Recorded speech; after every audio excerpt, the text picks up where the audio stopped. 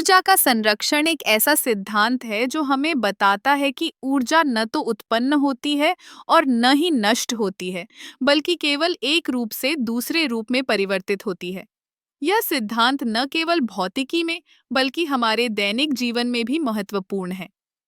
जब हम किसी वस्तु को उठाते हैं, तो हम अपनी मांसपेशियों से ऊर्जा का उपयोग करते हैं।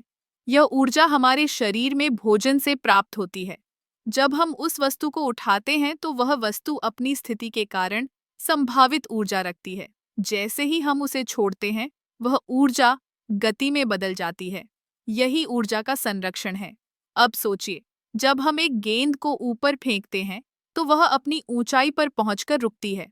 उस समय उसकी गति की ऊर्जा खत्म हो जाती है, लेकिन वह संभावित ऊर्जा में बदल जाती है।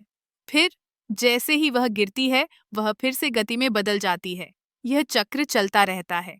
इसी तरह जब हम बिजली का उपयोग करते हैं, तो हम ऊर्जा को एक रूप से दूसरे रूप में बदलते हैं। जल विद्युत संयंत्रों में पानी की गिरती हुई धाराएं टरबाइन को घुमाती हैं, जिससे विद्युत ऊर्जा उत्पन्न होती है।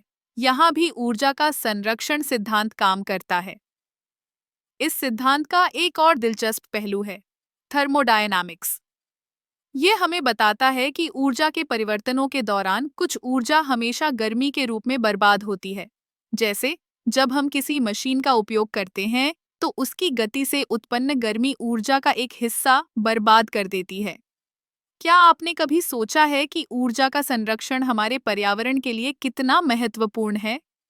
जब हम ऊर्जा का सही उपयोग करते हैं, तो हम प्राकृतिक संसाधनों की बचत करते हैं। सौर ऊर्जा, पवन ऊर्जा और जल ऊर्जा जैसे नवीकरणीय स्रोतों का उपयोग करके हम ऊर्जा के संरक्षण में मदद कर सकते हैं। आखिरकार, ऊर्जा का संरक्षण न केवल विज्ञान का एक सिद्धांत है, बल्कि यह हमारे जीवन का एक अनिवार्य हिस्सा है। जब हम इसे समझते हैं और अपने जीवन में लागू करते हैं, तो हम न केवल अपनी ऊर्जा बचाते हैं, बल्कि पृथ्वी के संसाधनों की भी रक्षा करते हैं। इसलिए अगली बार जब आप किसी चीज को उठाएं या बिजली का उपयोग करें, तो याद रखें कि ऊर्जा का संरक्षण हमेशा हमारे चारों ओर है।